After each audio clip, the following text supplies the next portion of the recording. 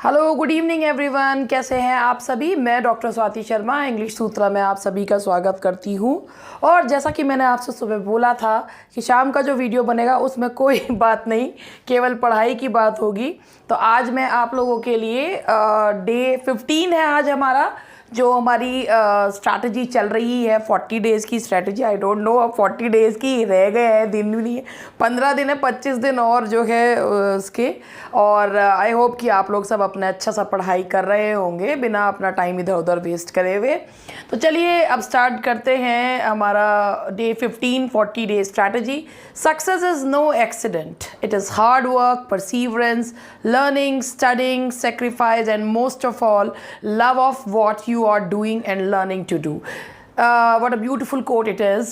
Success कोई accident नहीं होता, ये बहुत मेहनत से होता है, बहुत ज़्यादा लगन, बहुत मेहनत, बहुत पढ़ना पड़ता है, बहुत ज़्यादा सेक्रीफाइस करना पड़ता है। और सबसे ऊपर बड़ी बात है कि यदि जब आप कोई भी काम कर रहे हैं, आप उससे प्रेम करते हैं, तो आप उस चीज़ को बहुत जल्दी सीखते हैं और सक्सेस जो है वो इमानेंट है। तो चलिए इसी कोटेशन के साथ हम लोग स्टार्ट करते हैं अपना पहला क्वेश्चन। आज भी ग्रामर और लिटरेचर मिक्स करके लिया है, तो भाई ग्रामर बहुत बिल्कुल मेरे बस के है और मैं बहुत, मुझे लगता है मैं ग्रामर बहुत अच्छी पढ़ाती हूँ, तो इसीलिए जो है आइए चलिए पहले लिटरेचर से स्टार्ट करते हैं। In which poem of John Milton over all the Italian fields where still doth sway the triple tyrant a reference is made to the triple crown papal tiara which was a symbol of papal authority and to the papal dominance of the Italy. इस बारे में मैं आप लोगों को एक चीज़ बताऊँ कि ये जो सोनेट लिखा है जॉन मिल्टन ने, ये सोनेट है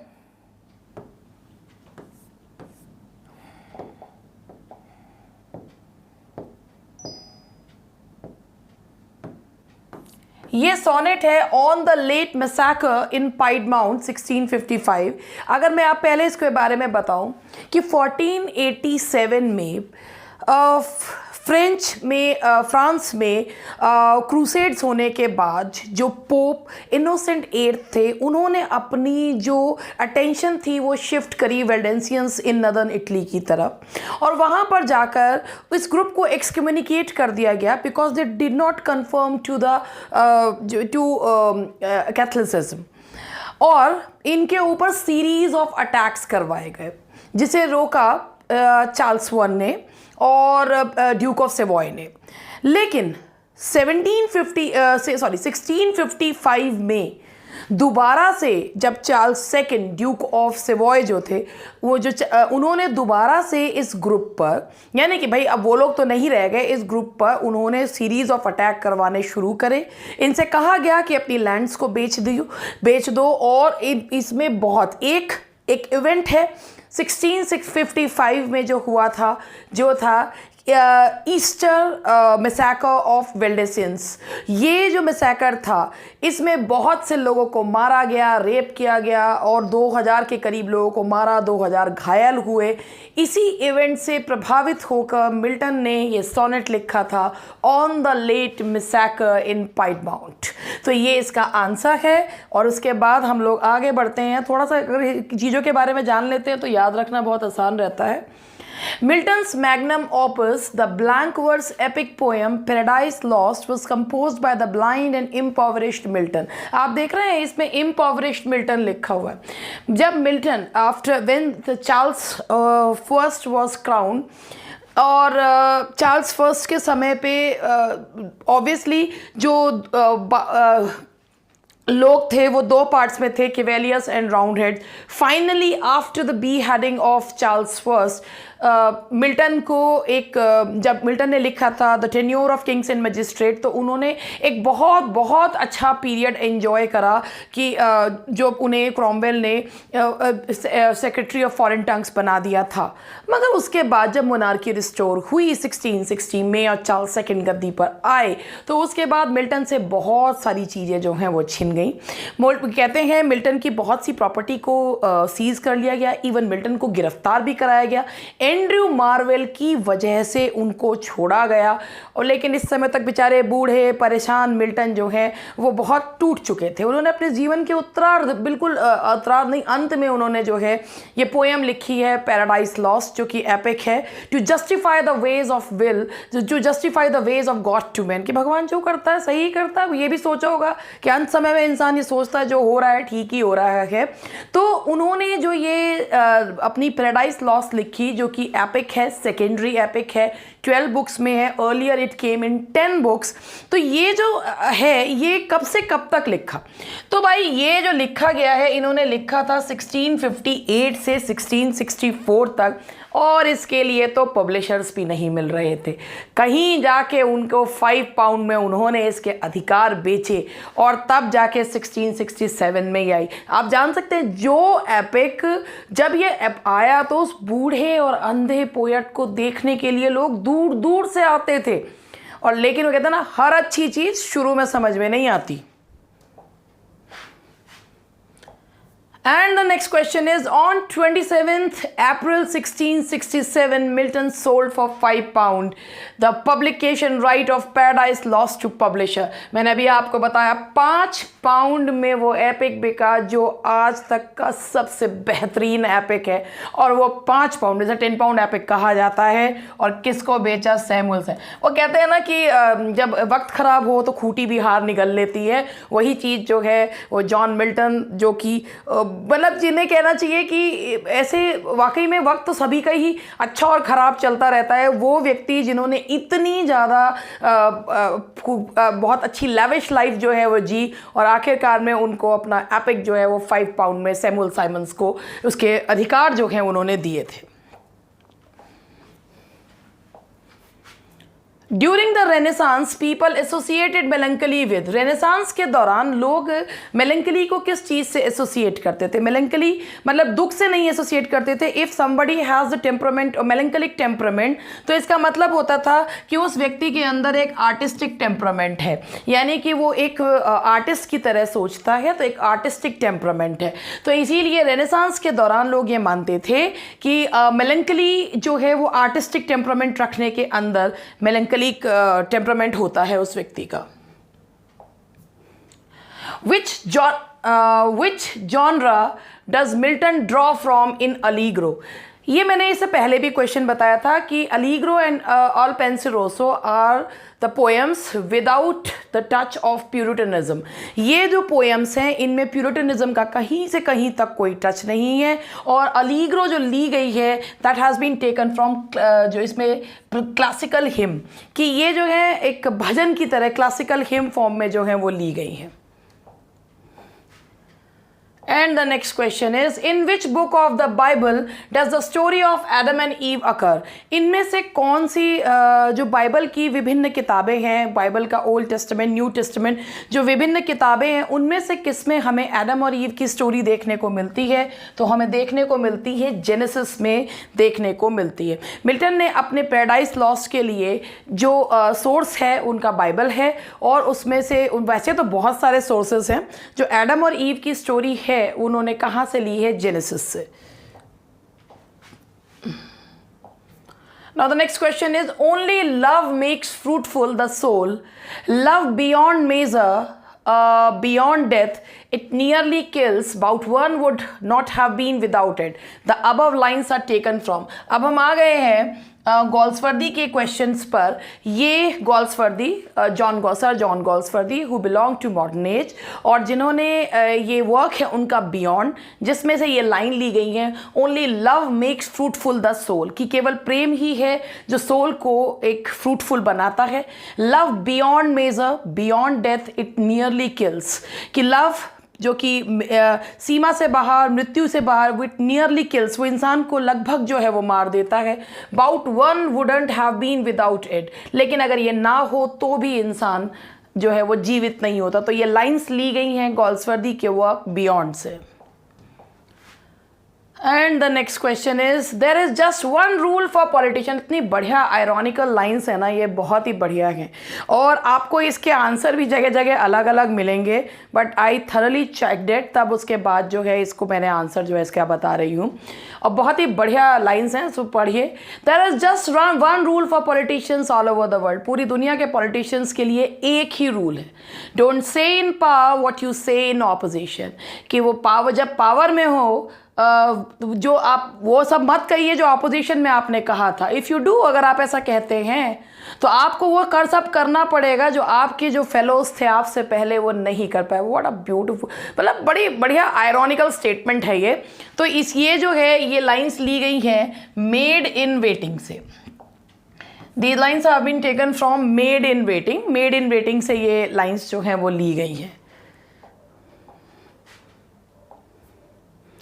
The beginnings and ending of all human undertakings are untidy. The building of a house, the writing of a novel, the demolition of a bridge, and eminently the finish of a voyage. These lines are taken from, ये गोल्सवर्दी का novel है over the river, उससे ली गई हैं कि beginning और ending human undertakings की, वो शुरुआत हो या अंत हो, वो सारे ही जो है ख़राब होते हैं।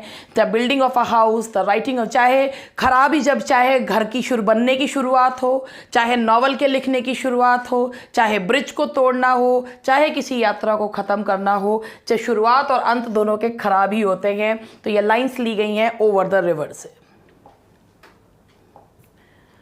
He is but a poor philosopher who holds a view so narrow as to exclude forms not to his personal taste. ये किसने कहा है? ये लाइन्स हैं जॉन गोल्सवर्दी की। उन्होंने कहा है he is but a poor, और कोई नहीं बल्कि एक दार्शनिक है, एक बेचारा दार्शनिक है, who holds a view so narrow, जो एक इतना मतलब एक बहुत ही जो है संकीर्ण जो मानसिकता जो है वो रखता है, as to exclude forms not to his personal taste, कि जो अपने हिसाब से नहीं, अलग अपने चीज़ों को जो है वो एक्सक्लूड कर देता है जो उसके हिसाब से नहीं है। तो वो किसने कहा है? That has been said by John Galsworthy. And the next one is, love is a majestic edifice sheltering all of us, each stone of which rests on another. ये लाइंस किस में से हैं? बड़ी ब्यूटीफुल लाइंस हैं ये justice play से ली गई हैं जो कि 1910 में आया था।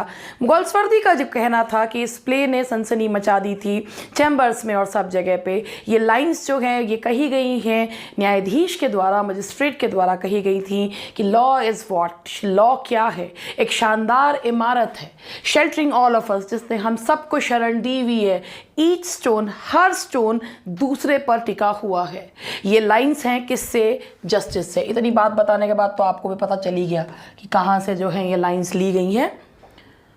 उसके बाद आपका नेक्स्ट क्वेश्चन है, in which play Galsworthy renounces racial prejudices for just social treatment to all classes of people in the society.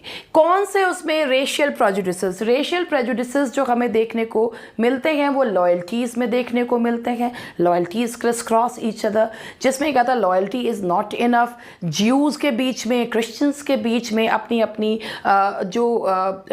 जो जिसमें काम करता है उसके प्रति, दोस्तों की, अपने दोस्तों के प्रति लॉयल्टीज़। तो उन्होंने कहा कि भाई जस्ट सोशल ट्रीटमेंट जो है वो दिया जाना चाहिए। तो ये उन्होंने किस में कहा है? That is in loyalties. And now the next question is, which Indian author translated Golsworthy's 3-act play Justice in Hindi as Nyay in 1930? ये मेरी टीम ने इसके ऑप्शंस गलत दे दिए हैं, तो मुझे आंसर अपने आप लिखना पड़ेगा कि कौन से इंडियन ऑथर ने गोल्सवर्दी के 3-act प्ले जस्टिस को न्याय के रूप में करा है। तो वो करा है मुंशी प्रेमचंद जी ने। प्रेमचंद जी ने जो है इसे ट्रांसलेट किया है। ये ट्रांसलेट किया गया था। ये सारे के सारे ऑप्शंस जो हैं ये गलत कर दिए गए हैं, ये कोई सा भी ऑप्शन इसमें नहीं है। ये प्रेमचंद जी ने इसे ट्रांसलेट करा था न्याय में।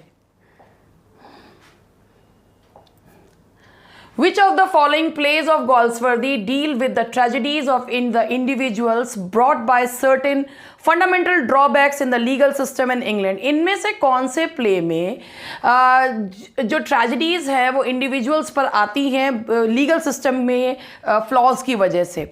वो चाहे जो है जस्टिस है, चाहे वो सिल्वर बॉक्स है, कोई भी है, तो ये सारा ऑल ऑफ दीज, ये सभी में है, ये all of these, justice, silver को फर्स्ट एंड द लास्ट, ये सभी में ही ये ड्रॉबैक्स जो हैं वो दिखाए गए हैं.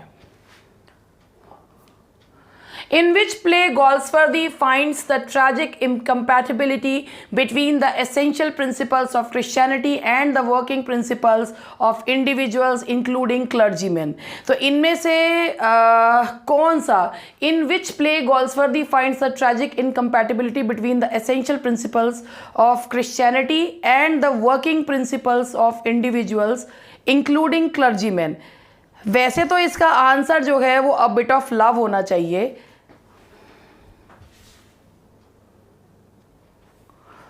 इसका आंसर है, वैसे तो नहीं, वैसे ही आंसर इसका है अ बिट ऑफ लव. तो इसका आंसर है जिस कौन से प्ले में जो क्रिश्चियनिटी और लोग, मतलब एक व्यक्ति जो है बहुत ज़्यादा उसको दिखाया गया है कि he is not at all practical. और वैसे तो गाल्सवर्दी के कई प्लेज में ये हमें दिखाया गया है कि अगर कोई व्यक्ति ज़रूरत से ज़्यादा बहुत प्रैक्टिकल नहीं है और बहुत ज़रूरत से ज़्यादा दार्शनिक है तो उसके साथ बुरा होता है, चाहे वो हम मॉब में देखें, चाहे बिट ऑफ लव में देखें. तो ये जो क्वेश्चन है इसका आंसर है that is bit of love. तो चलिए आगे बढ़ते हैं. अब ये हो गए हमारे यहाँ तक जो हैं वो क्वेश्चंस हैं लिटरेचर के. अब बात करते हैं, अरे ये क्वेश्चन शायद रिपीट हो गया है. चलिए अब हमारा, मैंने अब यहाँ पर आज जो लिया है वो ग्रामर के क्वेश्चंस में एरर्स ली हैं. एक एक करके आपको एरर्स जो है वो समझाती जा रही हूँ, तो ध्यान से सुनिएगा. जैसे क्या है इन एरर्स का, भाई एरर्स भी दो एक तो आती ही हैं. I asked him how could he go out if it started raining. तो आप पहला क्वेश्चन ये देखिए, आई आस्क्ड हिम. आप सबसे पहले इसमें ये देखिए कि भाई ये जो सेंटेंस लिखा हुआ है ये इनडायरेक्ट नरेशन में लिखा हुआ है. इनडायरेक्ट नरेशन में अगर क्वेश्चन भी पूछा जाएगा तो दैट विल बी इनडायरेक्ट. तो पहले यहाँ पे ये हेल्पिंग वर्ब नहीं होगा, ये इसका आंसर है ये बी, और इसमें होगा how he could go out. How he could go out, क्योंकि जो भाई पूरा पास्ट टेंस में है. अगर सेंटेंस हमारा इनडायरेक्ट नरेशन में है तो क्वेश्चन भी इनडायरेक्ट होगा. इनडायरेक्ट क्वेश्चन में सब्जेक्ट पहले और वर्ब बाद में आता है. तो इसका आंसर है जो कौन सा पार्ट जो है वो एरर है लिए है, that is B. Question number 2 पढ़ते हैं. One of the state in which satyagraha was offered was Rajkot where he had spent his youth. One of के बाद नाउन जो होता है वो प्लूरल आता है. वन ऑफ के बाद प्लूरल नाउन यूज होता है. तो आप ये देखिए वन ऑफ द स्टेट्स आएगा, यहाँ पर स्टेट नहीं आएगा, that will be states. One of the states in which satyagraha. ये थोड़ा सा रंग जो है वो अजीब सा हो रहा है, इसका चमकता हुआ रंग लूँ. One of the states in which satyagraha was offered. One of के बाद नाउन प्लूरल बट वर्ब जो है वो सिंगुलर यूज किया जाता है in some conditions. Now the next question is hardly the inspector had arrived there to investigate the crime when the house was set ablaze. अगर हम इस क्वेश्चन को ध्यान से पढ़ें तो इस क्वेश्चन को आप देखिए कि अगर सेंटेंस में हार्डली क्या है? Hardly is an adverb. Hardly एक एडवर्ब है. अगर आप एडवर्ब से सेंटेंस को स्टार्ट करते हैं तो inverted form of verb is used. Inverted form of verb is used. अब ये इन्वर्टेड फॉर्म ऑफ वर्ब क्या होती है कि अगर एडवर्ब आ रहा है, हार्डली है, कुछ भी एडवर्ब आ रहा है, तो पहले जो है वो यहाँ पर लगेगा वर्ब या हेल्पिंग वर्ब और फिर लगेगा सब्जेक्ट। इसका रीज़न ये है कि एडवर्ब कभी भी नाउन या प्रोनाउन को मॉडिफाई नहीं करता, या तो वो पूरे सेंटेंस को मॉडिफाई करता है। एडवर्ब मॉडिफाई करता है, किसे करता है? वर्ब को करता है, एडजेक्टिव को करता है और अनदर एडवर्ब को करता है। इसीलिए अगर कोई सेंटेंस एडवर्ब से स्टार्ट हो तो inverted form of verb is used. तो अब आप इस सेंटेंस को ध्यान से देखिएगा। हार्डली द इंस्पेक्टर, अब ये दिख रहा है कि ये एडवर्ब है, ये सब्जेक्ट है। एडवर्ब नाउन को मॉडिफाई नहीं कर सकता, तो इसीलिए क्या करेंगे? हैड उठाकर पहले लगा देंगे। तो इसका आंसर हो गया ये ए। ठीक है, उसके बाद है since his arrival at his native town he is trying to the best of his power to spread education among the poor masses. Since his arrival at his, अगर किसी सेंटेंस में सिंस आ रहा है तो वो ड्यूरेशन बता रहा है कि कब से कब तक जो है। तो जब ड्यूरेशन बताया जाता है, समय बताया जाता है, तो वो दो टेंसेस यूज करते हैं, ईदर परफेक्ट टेंस या परफेक्ट कंटिन्यूअस टेंस। क्योंकि सिंस और फॉर से जब ड्यूरेशन बताया जाता है तो वहाँ पे परफेक्ट टेंस तब यूज करते हैं व्हेन द वर्ब जो है वो स्टैटिक होता है, और परफेक्ट कंटिन्यूअस तब करते हैं when the verb is dynamic. तो अब आप खुद देखिए, since his arrival at his native town he is trying. अब ये ट्राइंग जो है ये हमारा जो वर्ब है ये डायनामिक वर्ब है, तो यहां आएगा ही हैज बीन ट्राइंग। यहां आएगा हैज बीन, जो मैंने आपको बताया कि कैसे जो है आप इसमें फाइंड आउट कर सकते हैं। Now the next question is in various parts of the country ponds just dry down in the scorching heat of summer। ये थोड़ा सा यहाँ पर ये टाइपिंग एरर है, in the scorching heat of summer। in various parts of the country ponds just dry down। dry down नहीं होता, जो सही phrasal verb है वो होता है dry up। ponds just dry up, तो ये यहाँ पर इसका आंसर है बी, ये phrasal verb होगा dried up। Ponds just dry up. Being a sunny day, I decided to skip work and stay at home। चलिए इसके बारे में भी हम बात करते हैं। अब हमारा सेंटेंस है Being a sunny day, I decided whatever जो उसके आगे था। सबसे पहले हम बात करते हैं ये बीइंग कौन सा पार्ट ऑफ स्पीच है। ए बीइंग जो है आपका होने के कारण, being a sunny day, Sunday होने के, या मतलब संडे नहीं, सनी डे मतलब होता है अच्छा सूरज की रोशनी वाला दिन होने के कारण। तो बीइंग जो है ये आपका जो यूज होता है ये प्रेजेंट पार्टिसिपल है, दैट्स अ प्रेजेंट पार्टिसिपल। अब ये चीज याद रखिएगा, हर पार्टिसिपल का एक सब्जेक्ट होता है। वो सब्जेक्ट अगर यहाँ दिया हुआ है तो अगर हम उसे यहाँ लगाते हैं तो दैट शुड बैलेंस इट, उसे बैलेंस करना चाहिए। अगर बैलेंस नहीं करता है तो उसे कहते हैं डेंगल्ड पार्टिसिपल। अब आप इसे देखिए, I being a sunny day, मैं एक रोशनी से भरा दिन था या थी तो मैंने सोचा कि मैं घर पे रहूं, तो ये एक डेंगल्ड जो है वो पार्टिसिपल है। तो अगर इस तरीके के क्वेश्चंस आते हैं तो आप यहाँ देखिए, बीइंग के बाद अगर कोई दिन का नाम दिया हो, मौसम दिया हो, कुछ दिया हो, तो यहाँ पर हम लगा देते हैं it being a sunny day. देखिए पार्टिसिपल को एक सब्जेक्ट मिल गया और यहाँ पर वो डेंगल्ड भी नहीं रह गया। तो अब आप खुद देखिए इसका आंसर क्या है। ये आंसर है इसका A, it being a sunny day.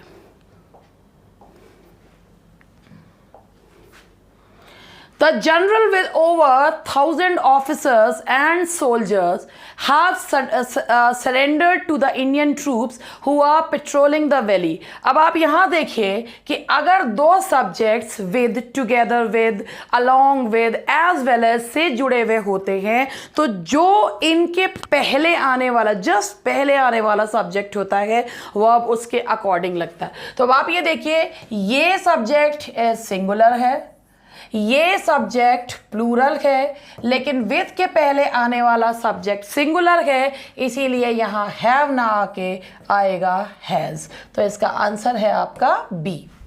The simplest method of welding, तो ये हो गया आपका 7। The simplest method of welding two pieces of metal together is known as pressure welding. देखने में इस क्वेश्चन में कोई भी गलती नहीं लग रही है, मगर ध्यान से देखिए, the simplest method of welding two pieces, welding का और टुगेदर का मीनिंग क्या है? ये तो सेम वही चीज हो गई कि पैन नंबर बोलना। भाई पैन नंबर लास्ट में जो वो एन आता है उसमें नंबर ही होता है, ठीक है। तो जब आप किसी चीज के साथ एक्स्ट्रा कोई वर्ड लगा देते हैं तो that is known as superfluous expression, और ये सुपरफ्लुअस है। The simplest method of welding two pieces of metal is known as pressure welding. तो आप यहां पर वेल्डिंग से दो चीजों को जोड़ा ही जाता है, तो टुगेदर लगाने की जरूरत नहीं है। The simplest method of welding two pieces of metal is known as pressure welding. तो the answer is B.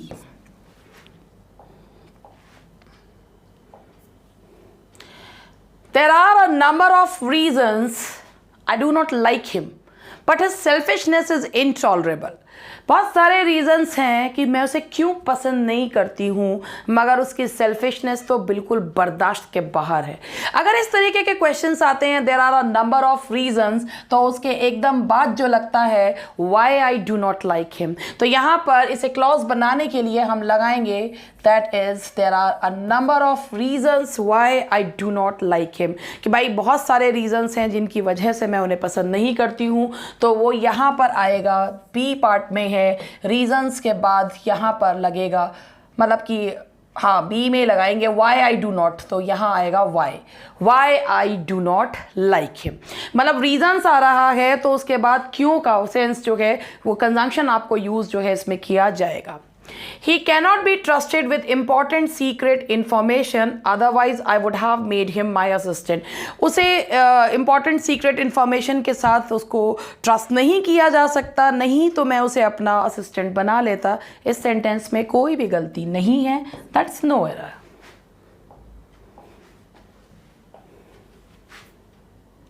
During the final minutes of the speech, the speaker requested to the audience to have patience. कि भाई final minutes और speech के बाद speaker ने request करी audience से कि भाई पेशेंस बनाए रखें। तो रिक्वेस्टेड के बाद टू नहीं लगता है, तो इसीलिए इसमें भी बी पार्ट में है, requested the audience to have patience. Requested के बाद टू का यूज़ नहीं। और भाई देखिए, अगर भाई ये एक्टिव है तो एक्टिव में ये रिक्वेस्टेड जो है अपने साथ टू का यूज टू नहीं लेता अपने साथ proposition. I am told that Anjali has been suffering from fever since 10 days। अब हम अगर सिंस और फॉर की बात करें तो सेंस ऑफ फॉर जो है वो आप लोगों ने पढ़ रखा है, सभी लोग बचपन से पढ़ते चले आ रहे हैं कि सेंस जो है वो निश्चित समय के लिए और फॉर अनिश्चित समय के लिए। मेरा सिंपल सा एक फंडा है कि भाई आप जो है ये देखिए कि point of time and period of time. Sense बताता है पॉइंट ऑफ टाइम, कब से, और फॉर बताता है period of time, that is कितनी देर से, point of time and period of time. तो अब आप यहां पर देखिए कि सिंस जो है वो निश्चित अनिश्चित के चक्कर में मत पड़ के point of time and period of time देखिए। तो जरा यहां पर देखिए कि भाई सिंस 10 days, 10 days ड्यूरेशन है, वो एक पॉइंट ऑफ टाइम नहीं है। तो जो है भाई period of time and duration of, देखिए फिर दोबारा से देख लीजिए, point of time and period of time. तो पीरियड है, ड्यूरेशन है, पॉइंट ऑफ टाइम नहीं है। अगर ये होता कि संडे से मंडे से तो that is point of time, तो इसीलिए यहां सिंस नहीं आएगा, यहां आएगा for. The answer is C. Now the next question is, just when Alfred Nobel's discoveries were beginning to bring him rewards, which were to make him one of the richest man of his day. An anti-Nobel campaign was started in France. इस question का मतलब है जब Alfred Nobel की जो discoveries हैं वो उनको रिवॉर्ड देने लगी तभी, और उनको one of the richest man बना देती तभी उनके एंटी नोबल कैंपेन जो हैं वो शुरू हो गए। तो मैंने अभी आपको थोड़ी देर पहले बताया था कि वन ऑफ के बाद आने वाला नाउन जो होता है वो प्लूरल होता है, तो यहाँ मैन नहीं आएगा, that will B men. One of the richest men of his day. He already practices justice and cares for moral principle. देखिए भाई, दो तरीके के जो है, एक ही चीज़ वर्ब भी होती है और नाउन भी होती है। अगर आप SE लगाएंगे तो वो वर्ब है, CE लगाएंगे तो वो नाउन है। प्रैक्टिस मतलब अभ्यास, प्रैक्टिस ऐसी मतलब होता है अभ्यास करना, तो यहाँ पर ये वर्ब के तौर पे यूज़ हुआ है, नाउन के तौर पे यूज़ नहीं हुआ, तो इसीलिए यहाँ आएगा ही ऑलवेज प्रैक्टिसेस।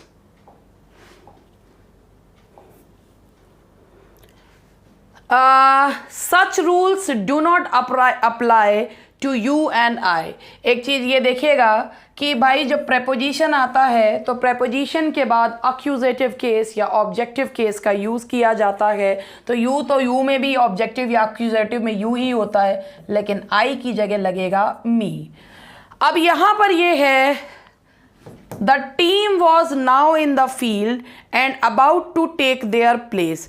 भाई देखिए, इस सेंटेंस को हम दो तरीके से कर सकते हैं, the team was now in the field and about to take their place.